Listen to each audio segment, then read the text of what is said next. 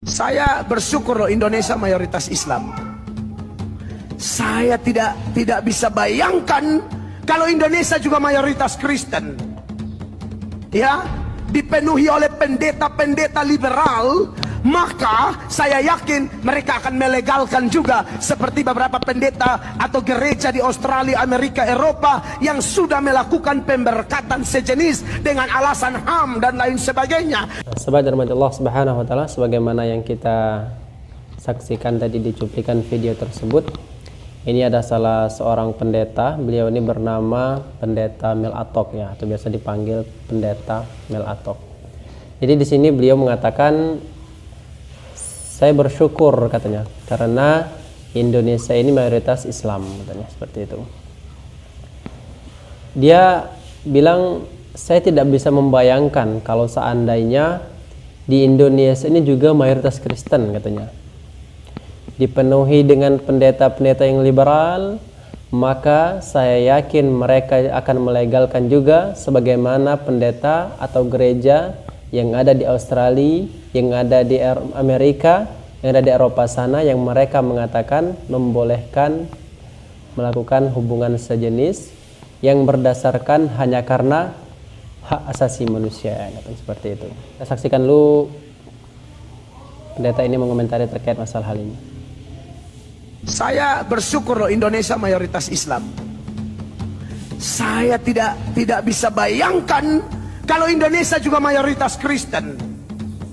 Ya, dipenuhi oleh pendeta-pendeta liberal, maka saya yakin mereka akan melegalkan juga seperti beberapa pendeta atau gereja di Australia, Amerika, Eropa yang sudah melakukan pemberkatan sejenis dengan alasan HAM dan lain sebagainya. Mereka tidak pernah memikirkan Alkitab, mereka hanya pikir HAM. Mereka pikir hak asasi manusia bisa menggeser hak Allah. Nah, itu kacau tuh. Makanya bagi saya, ya, dalam hal ini loh ya, dalam hal LGBT, andai kata Indonesia bukan Islam, habis, saya yakin habis.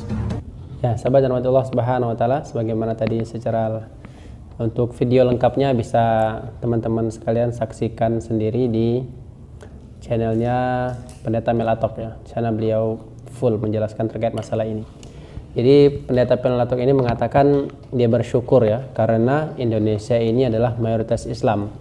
Dia tidak bisa membayangkan kalau seandainya di Indonesia ini juga dipenuhi dengan mayoritas Kristen. Kalau seandainya di Indonesia ini banyak pendeta-pendeta liberal sebagaimana pendeta-pendeta di Australia, di Amerika dan di Eropa sana, yang kebanyakan pendeta di sana melegalkan terkait LGBT ini. Dengan dalil apa? Dengan alasan mereka karena hak asasi manusia.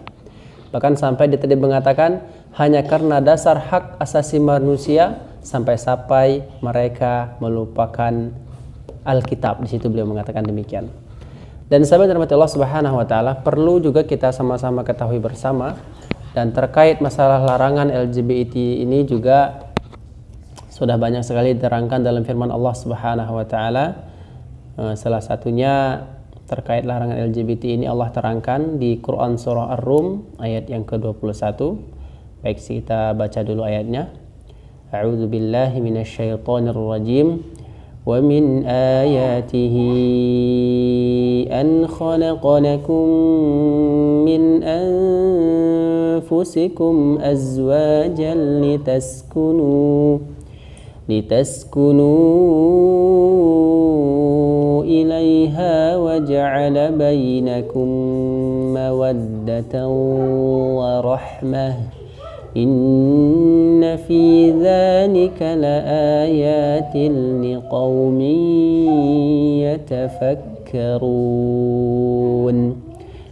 Dan di antara tanda-tanda kebesarannya ialah Dia menciptakan pasangan-pasangan untukmu dan dari jenismu sendiri, agar kamu cenderung dan merasa tentram kepadanya, dan Dia menjadikan di antaramu rasa kasih sayang. Sungguh pada yang demikian itu benar-benar terdapat tanda-tanda kebesaran Allah bagi kaum yang berfikir. Nah, dalam ayat ini Allah Subhanahu wa taala menegaskan kepada kita bahwa di antara tanda-tanda kebesaran Allah Subhanahu wa taala itu adalah Allah Subhanahu wa taala menciptakan untuk kita itu pasangan-pasangan kita atau laki dengan perempuan. Allah Subhanahu wa taala sudah mengatakan jelas demikian bahwa laki-laki pasangannya ya perempuan. Sebagaimana secara fitrah juga sama demikian. Sebenarnya secara fitrah pun demikian. Seorang laki-laki cinta kepada wanita, begitupun sebaliknya seorang wanita cinta kepada laki-laki. Dan ketika ada seseorang yang mencintai sesama jenis, misalkan laki-laki suka dengan laki-laki atau sebaliknya perempuan suka dengan perempuan, ini sebenarnya sudah menyalahi kodrat pada penciptaannya. Padahal Allah Subhanahu wa taala mengatakan bahwa Allah telah menciptakan manusia itu berpasang-pasangan. Sebagaimana Allah menciptakan manusia pertama yakni Nabi Adam dan juga ibunda kita Siti Hawa.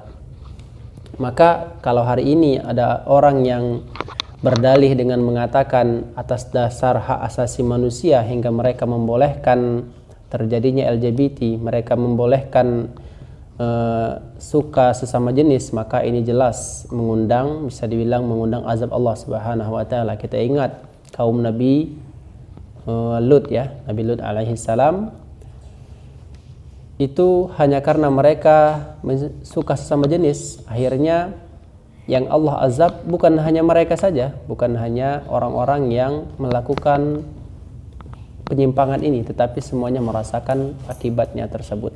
Maka agar supaya kita dilindungi oleh Allah Subhanahu wa taala dari azab ini, maka sama-sama mari kita tolak LGBT ini, jangan sampai kita mendukung LGBT ini. Demikian, assalamualaikum warahmatullahi wabarakatuh.